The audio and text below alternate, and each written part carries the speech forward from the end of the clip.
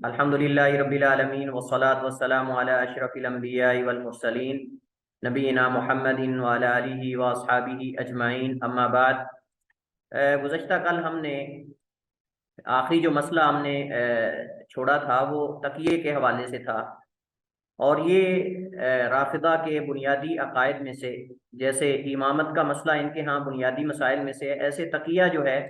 یہ ان کے خصائص میں سے ہے، ان کے بنیادی عقائد میں سے ہے۔ اس وجہ سے اس کو تفصیل سے جاننا اور ان کے شبہات، ان کے دلائل اور ان کا رد، اور اس طرح جو ہے وہ،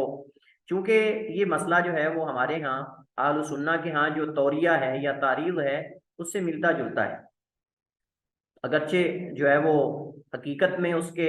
بالکل برعکس ہے یا اس کے خلاف ہے، لیکن لغوی اعتبار سے اگر ہم دیکھیں تو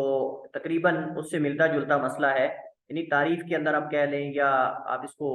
یہ کہہ سکتے ہیں کہ لغوی اعتبار سے تقریباً دونوں کی تعریف قریب قریب ہے، لیکن حقیقت میں دونوں مختلف ہیں، تو اس وجہ سے ہم دونوں کو جو ہے وہ جاننے کی کوشش کریں گے۔ تو آج کے لیکچر میں ہمارے پاس جو ہے وہ تقیے کے جواز کے دلائل کیا ہیں رافضہ کے ہاں، اور ان دلائل کا رد اور ان کا جواب کیا ہے، اور اس کے بعد جو ہے وہ تقیہ اور جو توریہ ہے ان میں فرق کیا ہے، یہ انشاءاللہ ہم تفصیل کے ساتھ چیزیں پڑھیں گے۔ سب سے پہلی بات تو یہ ہے کہ تقیہ جو ہے وہ اس کے جواز کے لیے رافضہ کے پاس دلائل موجود ہیں، وہ کتاب و سنت سے دلائل دیتے ہیں، قرآن کریم کی متعدد آیات اس کے جواز پر پیش کرتے ہیں۔ سب سے پہلے تو وہ کہتے ہیں کہ دفع ضرر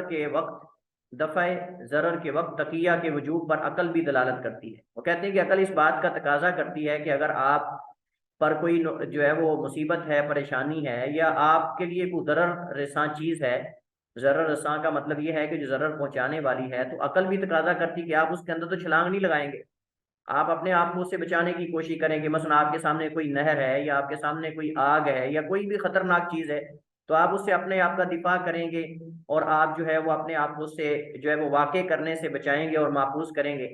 تو کہتے ہیں کہ یہ جو تقیہ ہے یہ حقیقت میں مومن کا ہتھیار ہے، یہ تقیہ جو ہے حقیقت میں مومن کا اسلحہ ہے اور مومن کا ہتھیار ہے۔ گویا کہ بالکل ایسے جیسے ایک مجاہد جو ہے وہ میدان جنگ کے اندر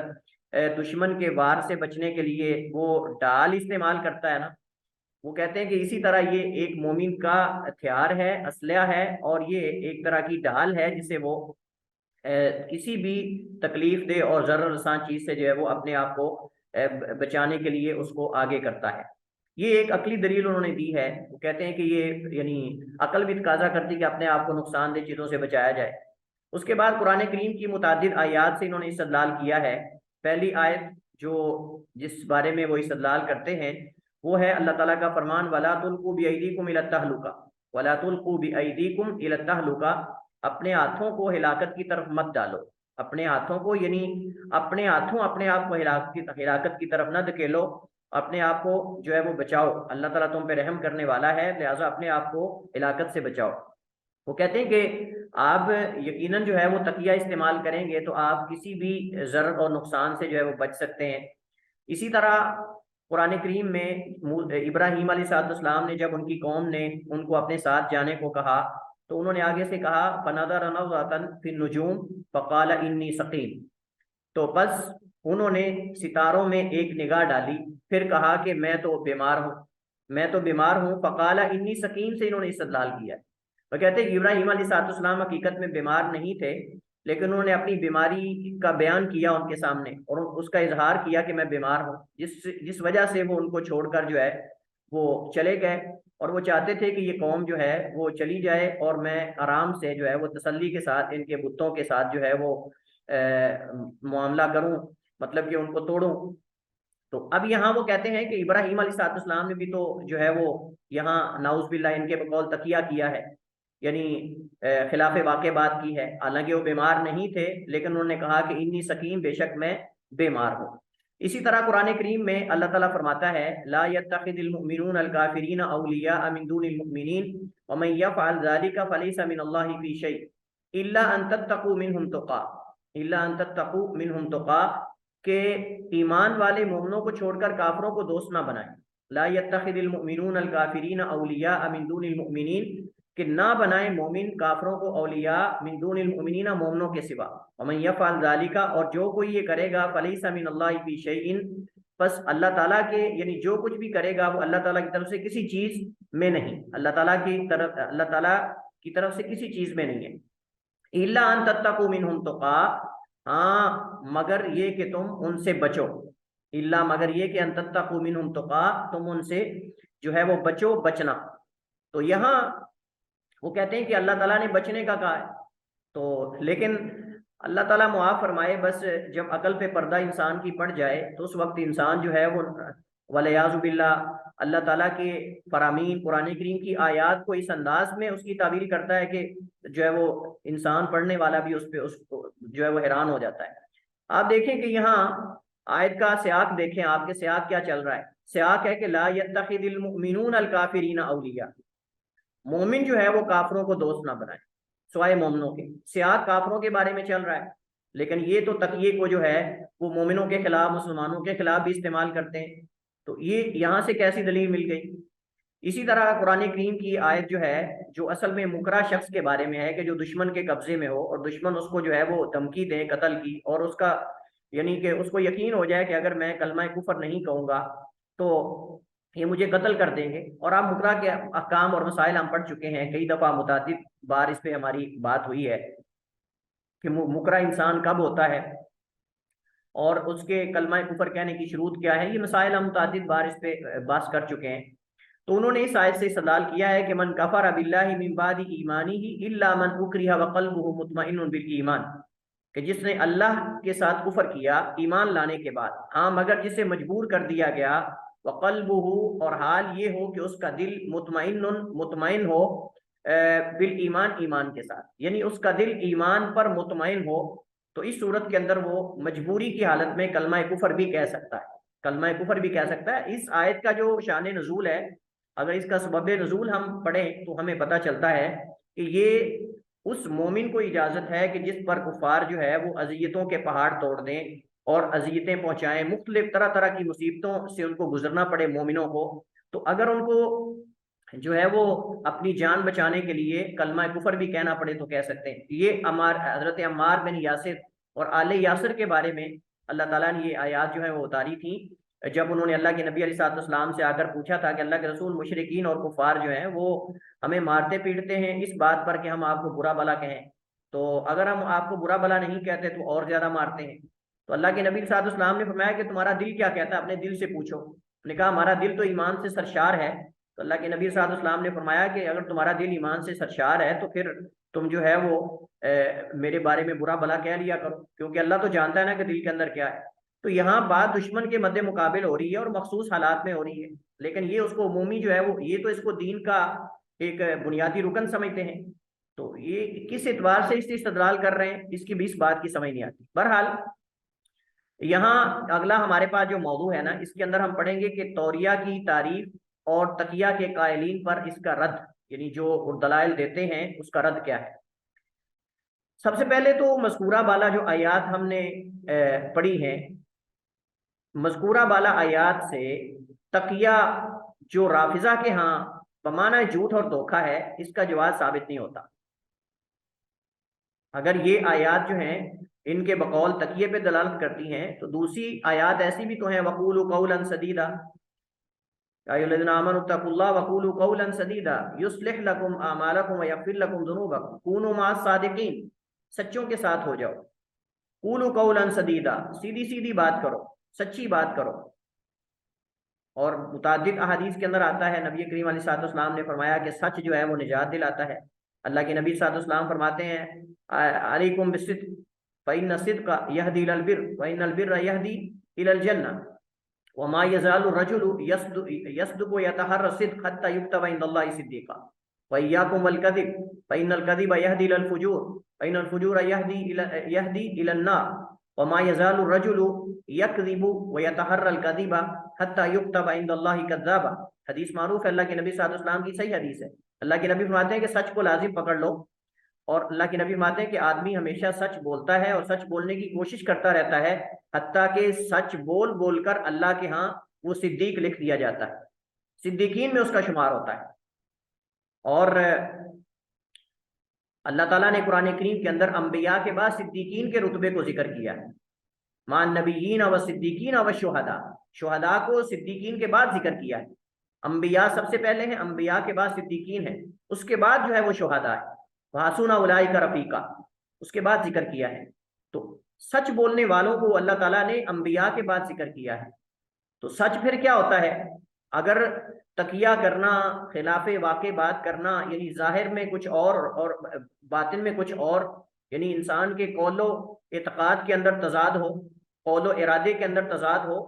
जो कि बमाना झूठ और धोखा और फ्रॉड है, तो मुझे बताइए कि फिर सच क्या होता है? फिर सच की तारीफ करके दिखा दें कि ये सच है।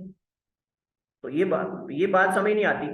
अल्लाह के नबी सल्लल्लाहु अलैहि वसल्लम फरमाते हैं कि आदमी जो है वो हमेशा सच बोलता है और सच बोलने की कोशिश करता रहता है, हत्ता कि अल्लाह के यहाँ वो सिद्दीक लिख दिया जाता है। वइयाकुम अल कज़िब, फरमाया झूठ से बच के रहना, झूठ से दूर रहना। वमा यज़ालु रजुलु यकज़िबु व यतहर्रल कज़िब हत्ता युक्तबा इंदल्लाहि कज़्ज़ाबा, आदमी झूठ बोलता है, फिर झूठ बोलता है, फिर झूठ बोलता है, हत्ता कि झूठ बोलकर झूठ बोलने की कोशिश करता है, तो हत्ता कि अल्लाह के यहाँ वो झूठों में लिख दिया जाता है, कज़्ज़ाबीन दज्जालीन के अंदर लिख दिया जाता है। और ये झूठ इंसान की रहनुमाई करता है आग की तरफ, फुजूर की तरफ। फुजूर इंसान को जो है वो आग की तरफ ले जाता है। तो जैसे सच्चाई नजात दिलाती है और सच्चाई जो है वो इंसान को जन्नत की तरफ लेके जाती है, ऐसे झूठ इसके बरक्स है। हजरत काब बिन मालिक रज़ी अल्लाह ताला अन्हो, जो ग़ज़वा तबूक के अंदर पीछे रह जाने वाले 3 सहाबा किराम में से एक थे, उन्होंने सच बोला था, जबकि मुनाफिकीन ने अपने अपने हीले बहाने किए। किसी ने कहा हमारे घर खुले हुए हैं, किसी ने कहा हम बीमार हैं, किसी ने कुछ कहा, किसी ने कुछ कहा। अल्लाह के नबी सल्लल्लाहु अलैहि वसल्लम ने बज़ाहिर उनके हीलों और बहानों के मुताबिक उनको जिहाद से पीछे रहने की इजाज़त दे दी, लेकिन ये साहबी ने सीधा सच बोल दिया कि अल्लाह के रसूल, मेरे पास कोई वाज़ेह उज़र नहीं था, मेरे पास सवारियां जो हैं, सवारियां भी थीं, सब कुछ था, और मैंने सोचा कि मेरे पास तेज़ तरीन जो है वो तेज़ रफ्तार सवारियां हैं, घोड़े बिल्कुल फ्रेश हैं, तो तेज़ हैं, मैं पीछे से मिल जाऊंगा, लेकिन सुस्ती हुई, नहीं जा सका। तो अल्लाह के नबी सल्लल्लाहु अलैहि वसल्लम ने, आप देखें कि साहबी का सच पे कायम रहना, आप अंदाजा लगाएं कि नबी अलैहि सल्लम ने बाइकाट कर दिया, सहाबा ने बाइकाट कर दिया, हत्ता कि नबी अलैहि सल्लम का आर्डर घर के अंदर पहुंच गया हजरत काब बिन मालिक की बीवी को कि तुमने भी इनको नहीं बुलाना। बीवी ने भी रुख मोड़ लिया, बच्चों ने रुख मोड़ लिया, उनके भाई ने, उनके चचा ने, उनके खाल, जितने भी रिश्तेदार हैं, सब ने अल्लाह के नबी के हुक्म पर जो है वो रुख मोड़ लिया। और जिससे बात करना चाहते हैं, मुझे जरा आप बताइए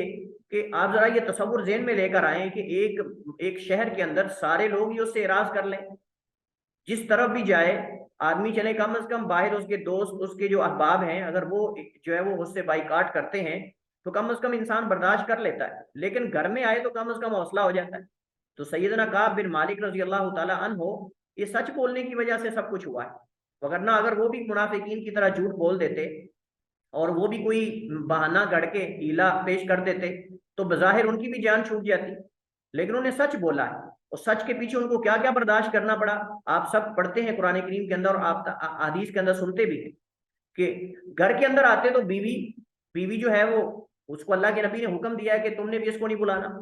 बाइकाट, हर तरह से बाइकाट। अल्लाह के नबी सल्लल्लाहु के सामने जाते हैं और नबी करीम सल्लल्लाहु के सामने बैठते हैं, अल्लाह के नबी इधर मुंह कर लेते हैं। अल्लाह के नबी सल्लल्लाहु अलैहि वसल्लम की दाएं जानब आते हैं तो अल्लाह के नबी बाएं जानब रुख कर लेते हैं, और बहाने से अल्लाह के नबी से बात करने की कोशिश करते हैं, लेकिन अल्लाह के नबी सल्लल्लाहु अलैहि वसल्लम उफ तक नहीं कहते, कलिमा तक नहीं बोलते। और उधर से कुफार ने बाकायदा खत लिखे कैसरो किस्रा की तरफ से, क्योंकि शायर थे, हजरत काब बिन मालिक बहुत बड़े शायर थे, तो कैसरो किस्रा की तरफ से, जो अरब मुलूक बादशाह थे, उनकी तरफ से भी खत आए कि आप हमारे पास आ जाएं, मोहम्मद करीम तो तुम्हारे साथ ये कर रहे हैं। बड़ी बड़ी ऑफर्स उनको आई, लेकिन उनके सब ऑफर्स को ठुकरा दिया, सिर्फ सच पे कायम और दायम रहे। अल्लाह ताला ने उनकी तौबा को कुरान करीम के अंदर, सच की बरकत से अल्लाह ने उनकी तौबा को कुरान करीम के अंदर नाजिल किया, और ये क़यामत की दीवारों तक ये मुसलमान और मोमिन जो है ये आयात सूरह नूर की पढ़ते रहेंगे, और उनकी जो है ये तौबा का जिक्र जो है होता रहेगा, उनकी सदाकत व अमानत के जो है वो ये डंके बजते रहेंगे। और आखिर में जब नबी करीम अलैहिस्सलाम ने साहबी को भेजा कि जाओ काब बिन मालिक को खुशखबरी दे दो, अल्लाह ने उनकी तौबा को कबूल कर लिया है, तो उस वक्त वो बार बार ये कहा करते थे, आखिरी उम्र तक कहा करते थे कि कहते हैं मुझे नजात नहीं दी सिवाय सच ने, मुझे सच ने नजात दिलाई। तो हम बात करते हैं, हम कहते हैं कि अगर तुम्हारे यहाँ توریہ یعنی تقیہ کرنا جو ہے یہ فرض ہے اور دین کے بنیادی ارکان میں سے ہے، تو پھر سچ بتا دے ہمیں کہ سچ کیا ہوتا ہے۔ یہ تو توریہ یا یہ تو تقیہ ہے، لیکن سچ کیا ہوتا ہے ہمیں اس کی تعریف ڈیفینیشن بتا دیں پھر۔ باقی رہا ابراہیم علیہ السلام کے اس واقعے سے استدلال کرنا کہ ابراہیم علیہ السلام نے کہا تھا انی سکیم کہ بے شک میں بیمار ہوں، اس کے اندر جو ہے وہ بظاہر خلاف واقع بات تھی، لیکن حقیقت میں تو باطن میں تو واقع کے مطابق تھی۔ جبکہ آپ جب تقیہ کر رہے ہوتے ہو تو آپ نہ ظاہر میں حقیقت کے مطابق ہوتے ہو نہ باطن میں حقیقت کے مطابق ہوتے ہو، آپ تو ہر حال میں دھوکہ دے رہے ہوتے مسلمان کو، اور پھر مسلمان کو دھوکہ دے رہے ہوتے۔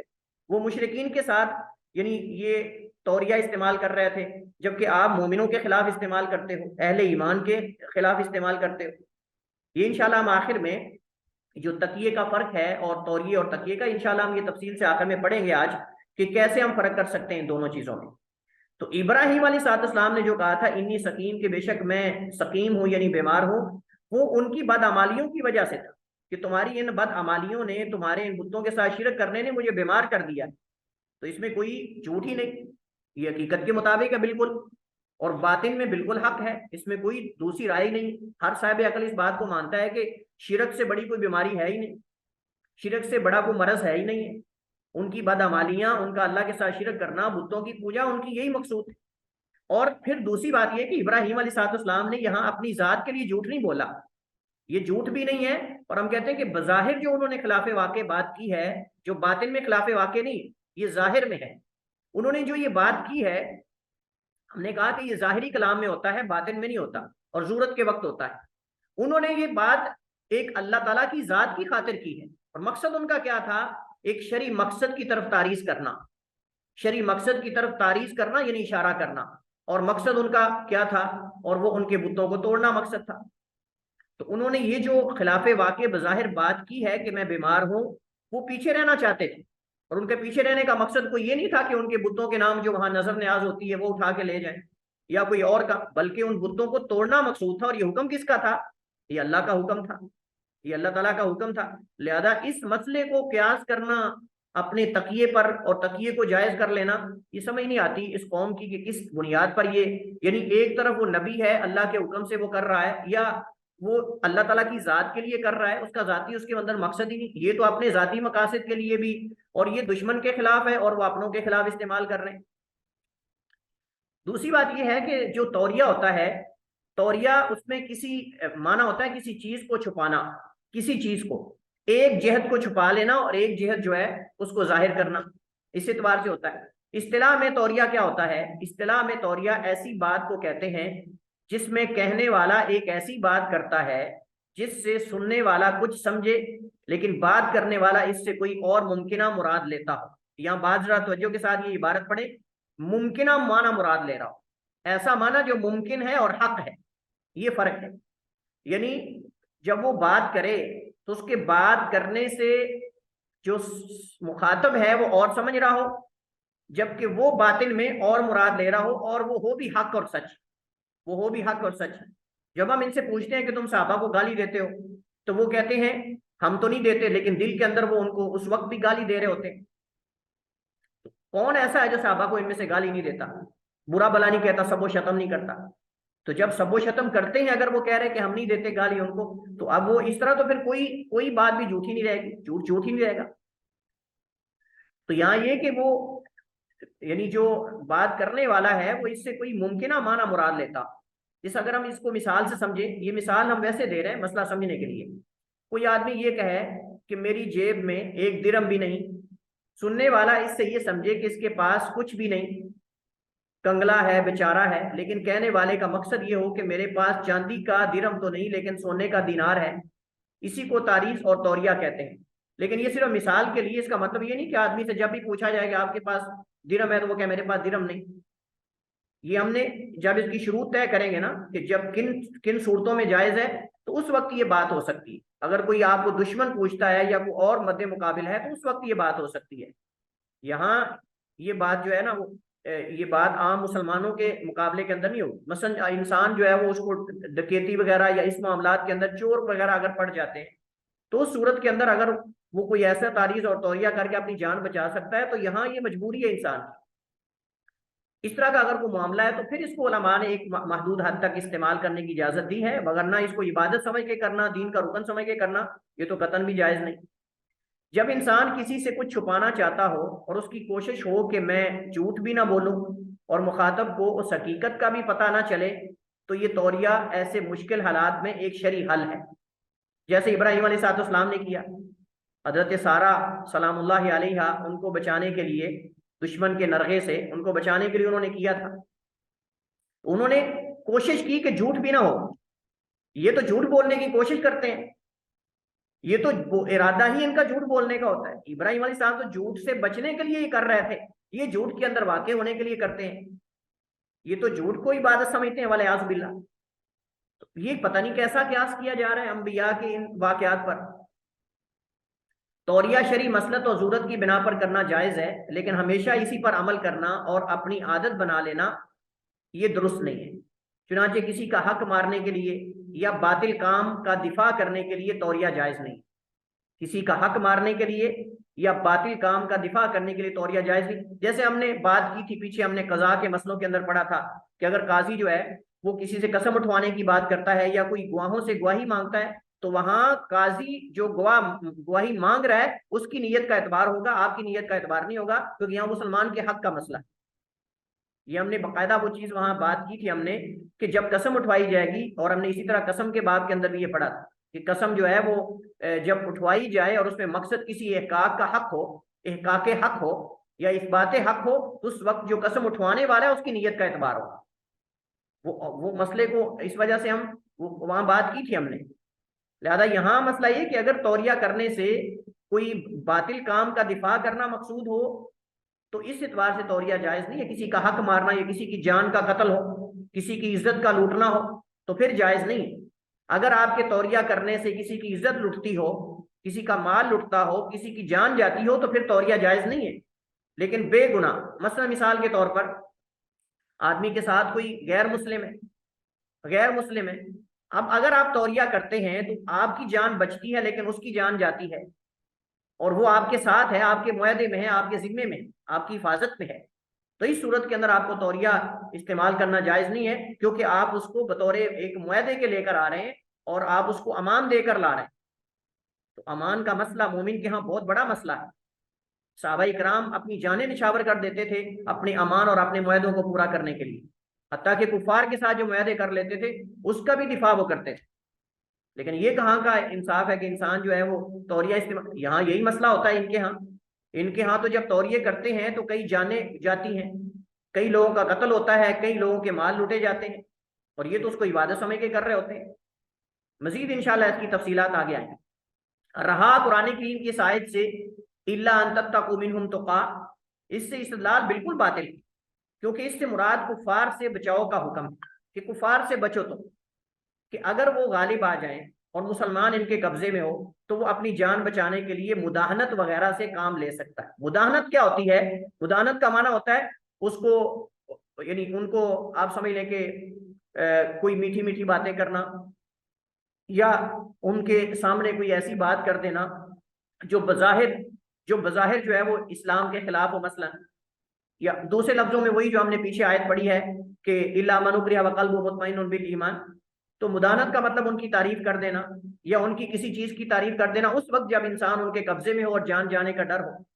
تو یہ مطلب ہوتا ہے ان کی تعریف، ان کی جو ہے وہ خوشامد کرنا یا اس طرح کی چیزیں مداہنت کے اندر آتی ہیں، بشرطے کہ اس کا دل ایمان سے مطمئن ہو اور اس میں کسی حرام خون یا مال کا احلال یا مسلمانوں کا کوئی راز فاش نہ ہوتا۔ یہ شرطیں ہیں، کوئی حرام، یعنی کسی حرام خون کا نہ بہایا جائے، یعنی جس کا بہانا حرام ہے،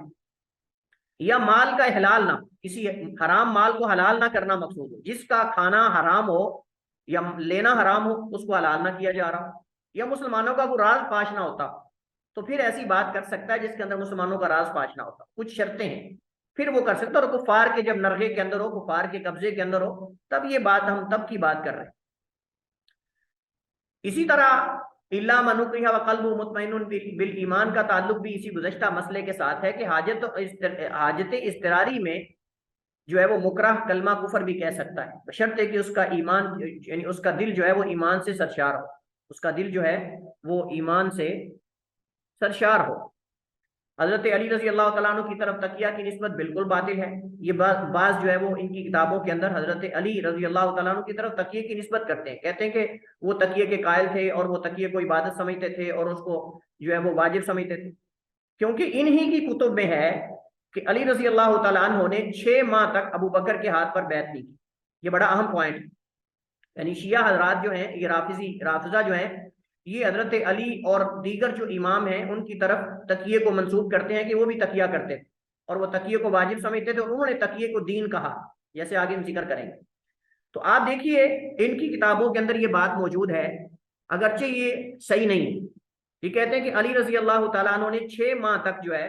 وہ حضرت علی نے 6 ماہ تک حضرت ابوبکر صدیق کے ہاتھ پر بیعت نہیں کی۔ اور اب یہاں اگر تکیہ واقعی وہ تکیے کے قائل تھے تو پھر وہ بظاہر فوراً بیعت کر لیتے، اختلاف سے بچنے کے لیے، امت کو اختلاف سے بچانے کے لیے بظاہر بیعت کر لیتے اور باطن میں ان سے نعوذ باللہ نفرت رکھتے، لیکن انہوں نے تکیہ تو نہیں کیا وہاں، حالانکہ وہ تکیہ کر سکتے تھے، اور متعدد مقامات پہ خوارج کے خلاف تکیہ کر لیتے، ان کو کہہ لیتے کہ ٹھیک ہے جی ہم جو ہے وہ ان الحکم الا للہ میں آپ کے ساتھ ہیں، ان الحکم الا للہ کے اندر ہم آپ کے ساتھ ہیں، اور یہاں تو تکیہ ہو سکتا تھا کہ بھائی اللہ کا ہی حکم چلے گا، ہم مانتے ہیں، دل میں یہ رکھ لیتے کہ ہم مانتے ہیں کہ اللہ کا حکم ہی چلے گا، تو ان کو کہہ دیتے ٹھیک ہے آ جائیں، ہمارا تو اختلاف ہی نہیں۔ تو یہ تکیہ ہو سکتا تھا یہاں، لیکن انہوں نے تکیہ نہیں کیا۔ انہوں نے اگر وہ تکیے کے قائل ہوتے تو تکیہ کر لیتے، کئی مقامات پہ وہ تکیہ کرتے۔ ایک طرف تو ان کے ہاں آئمہ میں صفات الہیہ پائی جاتی ہیں، کہتے ہیں کہ آئمہ ہمارے جو ہیں وہ صفات الہیہ سے والعیاذ باللہ موصوف ہیں، تو پھر انہیں جھوٹ بولنے یا تکیہ کی کیا ضرورت ہے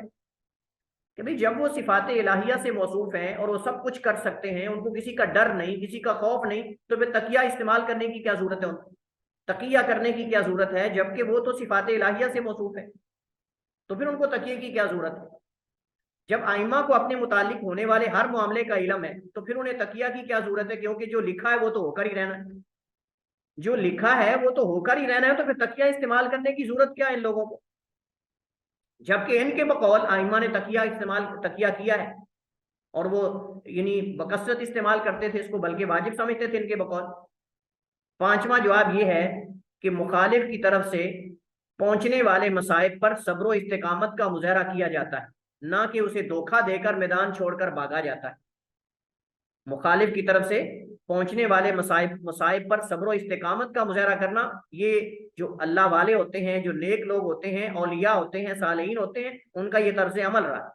یہ نہ ہو کہ جب کوئی تھوڑی سی مصیبت آئے تو وہ تکیہ کرنے لگ جائے ہے، جب کوئی دشمن کوئی بھی ہو سکتا ہے، کوئی بھی مخالف ہو سکتا ہے، تو آئمہ جو ہیں، جو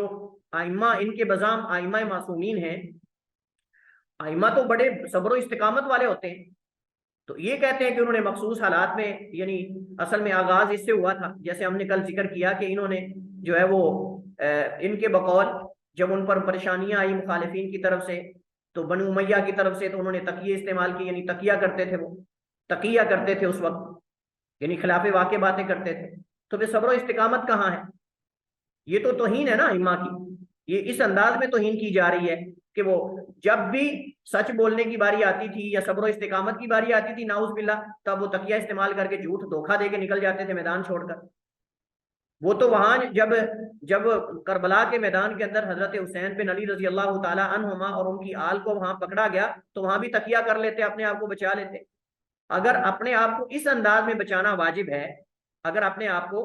اس انداز میں بچانا واجب ہے تقیہ کر کے، اور تقیہ دین کا رکن اور حصہ ہے، بنیادی رکن ہے، تو پھر حسین رضی اللہ تعالیٰ عنہ ائمہ معصومین میں سے، ان کے بقول ائمہ معصومین میں سے ہیں، وہ بھی تقیہ کر کے وہاں جو لشکر تھا اس کا، ابن زیاد کا یزیدی لشکر تھا، اس سے بچ کے نکل جاتے اپنی پوری آل کو۔ چلیں ان کی ذات کا مسئلہ ہوتا تو ٹھیک ہے، لیکن پورے بچے بھی تھے، پوری فیملی بھی تھی، اور ان کے بذام کوئی بھی نہیں بچا ان میں سے، ان کے بذام کوئی بھی نہیں بچا ان میں سے، تو وہ تقیہ استعمال کیوں نہیں کیا انہوں نے، جبکہ جان بچانے کے لیے تقیہ استعمال کرنا فرض ہے، دین اسلام کے ارکان میں سے بنیادی رکن ہے دین کا۔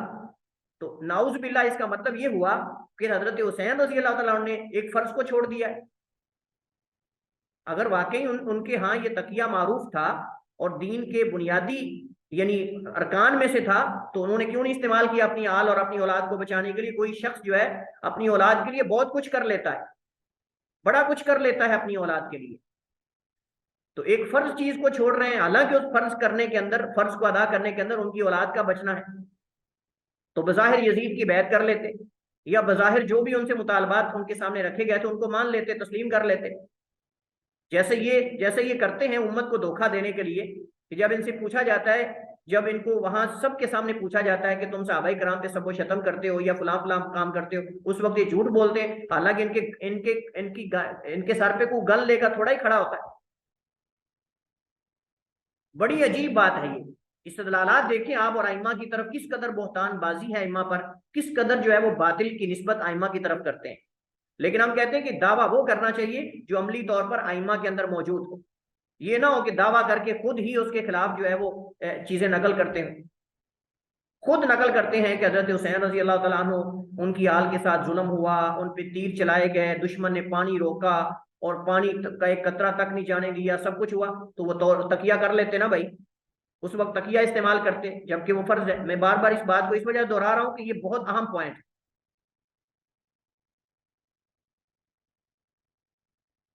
اچھا،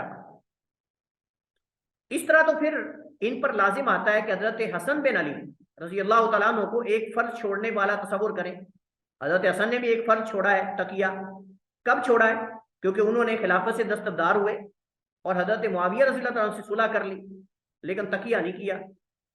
اس وقت امت کو، یعنی امت کے خون بہانے کو تقیہ کر بھی تو بچایا جا سکتا تھا، یعنی تقیہ جو ہے اس کو استعمال کر کے دو جماعتوں کو آپس میں لڑانے سے بچایا جا سکتا تھا، یعنی بغیر اس کے کہ حضرت حسن جو ہے وہ خلافت کو چھوڑے، خلافت پہ بھی رہتے اور تقیہ بھی کر لیتے اور امت کو بچا لیتے، دونوں طرف سے خون بھی نہ بہتے۔ کیا خیال ہے؟ لیکن ان کو پھر معاویہ سے صلح کرنے کی کیا ضرورت پڑی؟ تقیہ کر لیتے وہ۔ جیسے یہ لوگ جو ہے وہ اپنے باطل مذہب کو، اپنے باطل عقائد نظریات کو پروموٹ کرنے کے لیے، عام کرنے کے لیے اپنے ماننے والوں کو تقیہ سمجھاتے ہیں کہ تم یہ کرو، پوری امت کی آنکھوں میں جو ہے وہ تم مرچیں دور دو،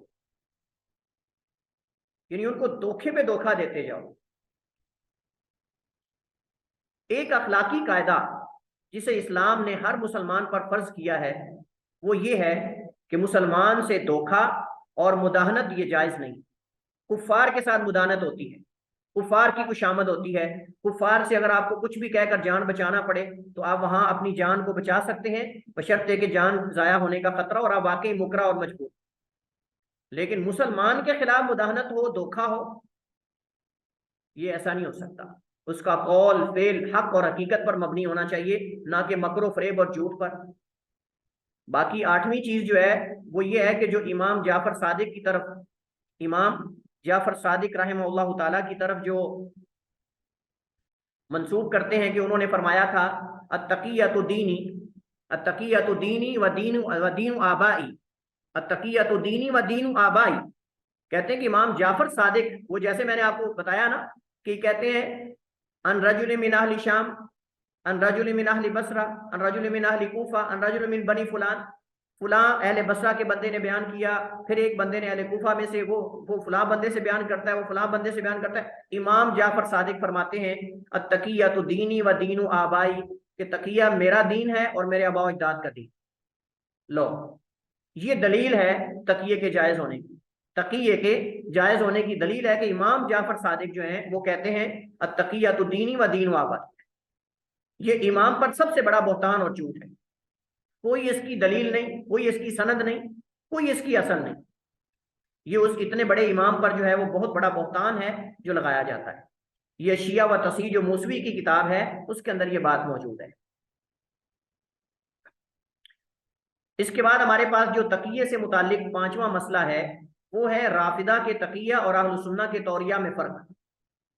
اب ہم جو ہے وہ یہ تقریباً 8 یا 9 پوائنٹ پڑھیں گے جس کے اندر ہم دیکھیں گے کہ تقیہ اور توریہ جو ہے اہل سنہ کے ہاں جو تقیہ کی ایک قسم ہے جو کہ توریہ ہے اس میں، اور رافضہ کے ہاں جو تقیہ ہے جو کہ جھوٹ اور باطل ہے اور دھوکہ اور فراڈ ہے، اس میں فرق کیا ہے۔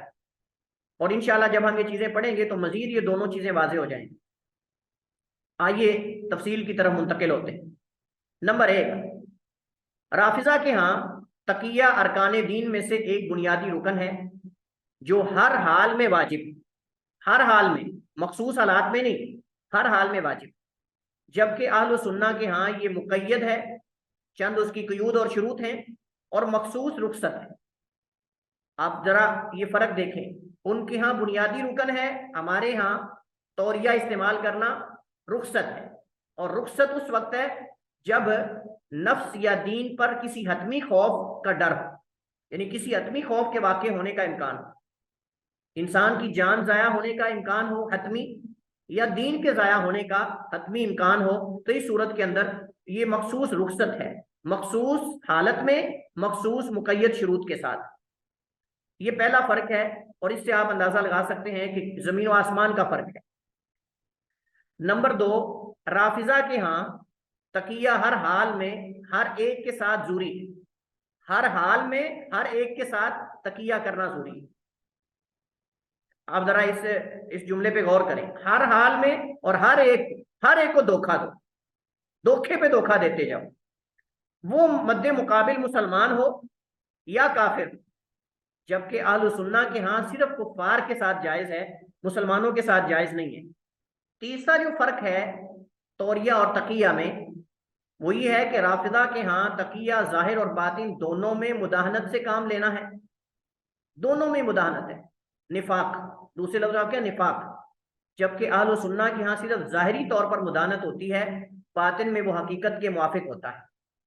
جو بات وہ مومن کر رہا ہوتا ہے نا، وہ بظاہر دشمن کو بظاہر دھوکہ دے رہا ہوتا ہے، باطن میں وہ بات حقیقت کے مطابق ہوتی ہے، بظاہر وہ یعنی وہ حقیقت کے خلاف ہوتی ہے۔ اس وجہ سے ہم بظاہر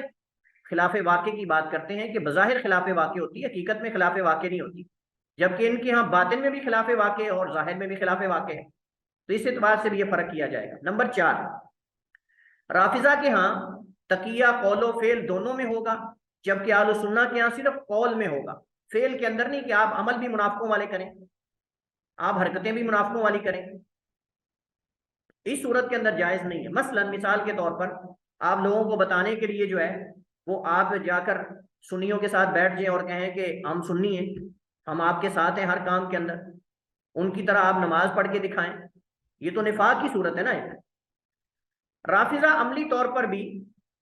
تقیہ کو واجب سمجھتے ہیں، جبکہ اگرچہ اس میں کسی معصوم جان کا قتل ہی کیوں نہ ہو، اگرچہ اس میں کسی معصوم جان کا قتل ہی کیوں نہ ہو، جبکہ اہل سنہ کسی جانی یا مالی نقصان میں توریہ استعمال نہیں کرتے، یعنی اگر کسی کا آپ کے توریہ استعمال کرنے کی وجہ سے کسی کا ناحق خون بہایا جا رہا ہے، یا کسی کا قتل ہو سکتا ہے، یا اس کا کوئی کسی کا مالی نقصان ہو سکتا ہے، حالانکہ آپ کو کوئی نقصان نہیں ہو رہا، آپ کو کوئی نقصان نہیں ہو رہا، تو پھر آپ وہ کیوں استعمال کریں گے، جبکہ آپ کے توریہ استعمال کرنے کی وجہ سے کسی کے نقصان ہو سکتا ہے جانی، کسی کا مالی نقصان ہو سکتا ہے۔ رافضہ کے ہاں تقیہ کے نام پر آغاز میں جھوٹ بولا جا سکتا ہے، یعنی تقیہ کو بنیاد بنا کر، نام کا مطلب یہاں یہ ہے کہ تقیے کو بنیاد بنا کر آغاز میں جھوٹ بول سکتے ہیں رافضہ کے ہاں، آدمی مکرہ ہو یا نہ ہو، یہ اصل میں مقصد ہے آغاز میں جھوٹ بولنے کا، آدمی مکرہ ہے یا نہیں، اس کو دھمکی دی گئی ہے یا نہیں، مجبور ہے یا نہیں ہے، جو بھی ہے بس سیدھا جھوٹ بول دے، بس جب اس کا کوئی ذاتی مقصد ہو، اس مقصد کو پورا کرنے کے لیے سیدھا جھوٹ بول دے۔ جبکہ اہل سنہ کے ہاں صرف حالت اکراہ میں، یعنی مکرہ جب انسان ہو حتمی خوف کی صورت میں جائز ہے، ایک حالت اکراہ ہو اور دوسرا حتمی خوف ہو، واقعی اس چیز کی دھمکی جو دی جا رہی ہے اس کے واقع ہونے کا امکان ہو۔ ایک مسلمان توریے کا استعمال انتہائی شدید قسم کے حالات میں کرے، اور اس کی مندرجہ ذیل وجوہات، یعنی ہم کہتے ہیں کہ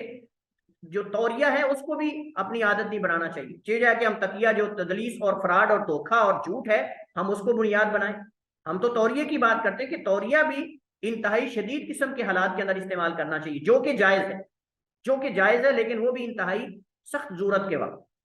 اس کی کئی ایک وجوہات ہیں، کیوں ہم اس کو مقید کرتے ہیں، کیوں ہم کہتے ہیں کہ اپنی عادت نہ بنائیں، اپنے اندر یہ یعنی توریہ کرنا اور یہ چیزیں استعمال کرنے کی عادت نہ بنائیں، کیوں؟ نمبر 1، کثرت سے توریہ کرنے کی بنا پر انسان جھوٹ کی بیماری میں پڑ سکتا ہے۔ جب انسان اپنے ہر عمل میں یہ کرے گا ہر چیز کو مجبوری سمجھ کے کہ یہ بھی مجبوری میری، یہ بھی مجبوری، تو اس طرح تو انسان جو ہے وہ جھوٹ کی عادت پڑ جائے گی اس کے اندر، پھر وہ ہر بات میں کرے گا ہی۔ اور یہی ان کے ساتھ ہوا ہے، یہی اس قوم کے ساتھ ہوا ہے، اللہ تعالیٰ ان کو ہدایت دے۔ اس قوم کے ساتھ یہی ہوا ہے کہ انہوں نے تقیہ استعمال کر کر کے کائنات کے جھوٹے انسان بن گئے، کائنات کے جھوٹے انسان بن گئے۔ اس وجہ سے محدثین نے بعض خوارج کی حدیث لی ہے، لیکن رافضی کی حدیث نہیں لی۔ اگر کسی راوی کے بارے میں آتا ہے نا کہ وہ خارجیت سے متاثر تھا یا خارجی تھا، اس کی روایات لے لیے جب کوئی اور اس کے اندر ضعف کا سبب نہ ہو، تدلیس نہ کرتا ہو، باقی ہر اعتبار سے صحیح ہو، لیکن صرف یہ کہ وہ خارجی ہو، اس سے بعد محدثین نے روایات لے لی ہیں، لیکن رافضی سے نہیں لی، کیونکہ جو خوارج ہیں وہ جھوٹ بولنے کو کفر سمجھتے ہیں، کبیرہ گناہ ان کے ہاں کفر ہے، آپ جانتے ہیں، اس وجہ سے وہ جھوٹ نہیں بولے گا نبی کی ذات پر، لیکن یہ تو عبادت سمجھتے ہیں جھوٹ بولنے کو، یہ تو دھوکہ دینے کو عبادت سمجھتے ہیں۔ تو آپ ذرا یہاں سوچئے میرے ساتھ مل کر کہ ائمہ پر، نبی کائنات علیہ الصلوۃ والسلام پر، آل بیت پر کتنے لاکھ جھوٹ بولے گئے ہوں گے، کیونکہ عبادت ہے نا۔ آپ یہاں سے اندازہ لگا سکتے ہیں کہ کتابوں کے اندر کس قدر جو ہے وہ جھوٹ جمع ہے، ان کی کتابوں کے اندر آپ اندازہ لگا سکتے ہیں۔ جن کے ہاں جو ہے وہ تقیے کے نام پر جو ہے جھوٹ بولنا تو دائیں ہاتھ کا کھیل ہے، کوئی مسئلہ ہی نہیں ہے، وہ ائمہ کو چھوڑیں گے، وہ آل بیت کو چھوڑیں گے، وہ نبی کائنات علیہ الصلوۃ والسلام پہ جھوٹ بولنے سے گریز کریں گے؟ قطعاً بھی نہیں کریں گے۔ ہم نے کہا کہ جب انسان کثرت سے توریہ استعمال کرتا ہے، ہم تقیے کی بات نہیں کر رہے، ہم تو توریے پر یہ بات کر رہے ہیں کہ توریہ بھی اپنی عادت نہیں بنانی چاہیے۔ کثرت سے توریہ کرنے کی بنا پر انسان جھوٹ کی بیماری میں پڑ سکتا ہے۔ اس کی وجہ سے دوست احباب آپ سے گفتگو کرتے ہوئے اعتماد کھو بیٹھے ہیں، اگر ان کو ایک دو دفعہ پتہ چل گیا نا کہ آپ یہ توریہ کرتے ہیں، تو دوبارہ آپ کی گفتگو پر کوئی اعتماد نہیں کرے گا، کیونکہ ہر وقت توریے کا عادی شخص کے بارے میں یہی سوچا جائے گا کہ اس نے جو بات کی ہے اس کا یہی مطلب ہے جو ہم نے سمجھا، یا کچھ اس کے پیچھے پوشیدہ بھی ہے۔ ہر دفعہ جب وہ بات کرے گا کہے گا آپ کی کیا مراد ہے، پھر اس کی بات کو ماننے کو تیار ہی نہیں ہوگا۔ جب توریہ کرنے والے کے بارے میں مخاطب شخص کو پتہ چل جائے گا کہ وہ اسے جھوٹا شخص قرار دے گا جب پتہ چل جائے گا، اور یہ شرعی طور پر درست نہیں، کیونکہ انسان کو شریعت نے شکوک و شبہات پیدا کرنے والے کام سے منع فرمایا ہے۔ جو انسان کو مشکوک بنا دے اس سے بچنا چاہیے۔ اس کی وجہ سے توریہ کرنے والا شخص خود پسندی میں واقع ہو سکتا ہے کہ اس کے ذہن میں یہ بات آئے گی کہ میں لوگوں کو پاگل بنا دیتا ہوں، انہیں پتہ ہی نہیں چلتا میں پاگل بنا رہا ہوں سب کو، احساس کرے گا ہے میں تو پاگل بنا کے آ گیا ہوں، یہ سنی ساروں کو میں آج جو ہے فلاں ٹی وی چینل پہ بیٹھ کے پاگل بنا کے آ گیا۔ آپس میں بیٹھ کے وہ کرتے ہیں یہ صحیح بات میں آپ کو بتا رہا ہوں، وہ جب آپس میں بیٹھتے ہیں نا تو کہتے ہیں دیکھو مجھے فلاں چینل والوں نے جو ہے فلاں ٹی وی چینل والوں نے بلایا مجھے، انہوں نے کہا جی آپ جو ہے وہ آل بیت کی محبت میں آ کر صحابہ کو فلاں فلاں کرتے ہو، یا آپ جو ہے وہ قرآن کو جو ہے وہ تحریف شدہ مانتے ہو فلاں فلاں۔ کہتا میں نے وہاں تقیہ کیا اور میں ان کو الو بنا کے آ گیا ہوں سب کو، اور پھر اس پر وہ کہکے لگاتے ہیں، دائیں بائیں لوٹ پوٹ ہوتے ہیں وہ۔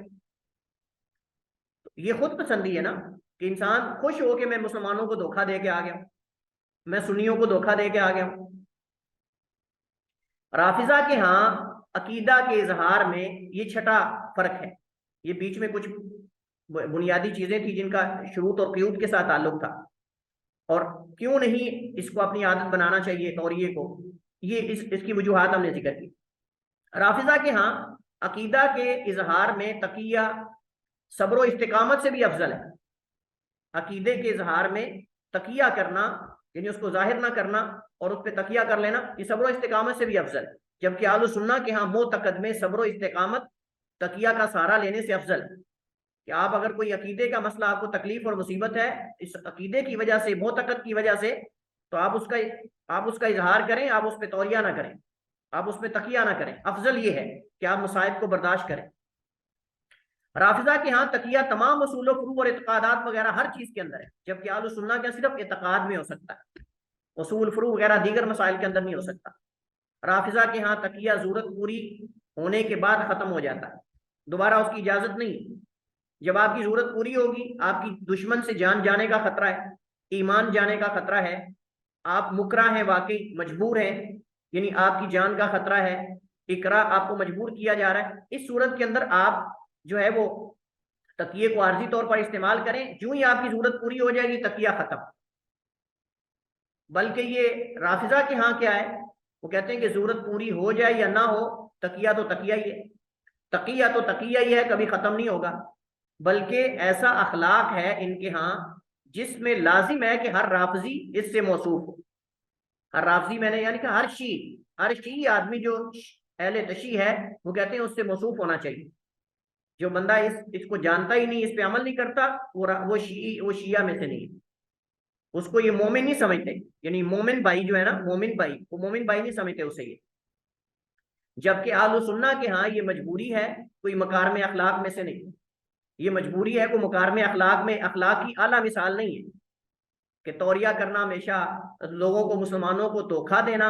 اور ہم توریے کی بات ہم چھوڑ دیں، یہاں ہم بات کرتے ہیں تقیے کی، کہ تقیے کے نام پر مسلمانوں کو دھوکہ دینا، فراڈ کرنا، جھوٹ پر جھوٹ بولنا، اور پھر کہنا کہ یہ مکارم اخلاق ہے، یہ اعلیٰ اخلاق کی مثال ہے۔ تو یہ میرے خیال میں یہ اس پر انسان کیا کر سکتا ہے۔ تو یہ تھا موضوع جو ان رافضہ کے بنیادی عقائد میں سے عقیدہ ہے، جو بکثرت ہم سنیوں کو دھوکہ دیتے ہیں اس کو بنیاد بنا کر، اور کبھی بھی واقع کے حقیقت کے مطابق بات نہیں کرتے۔ تو ہمارے علم میں یہ ہونا چاہیے، اور ہمیں اس کے دلائل آنے چاہیے، اور ہمیں معلوم ہونا چاہیے کہ ہمارے ہاں اگر وہ کہیں کہ آپ بھی تو توریہ کرتے ہو، تو ہم اس کا دونوں کا فرق جانتے ہوں۔ اسی پر ہم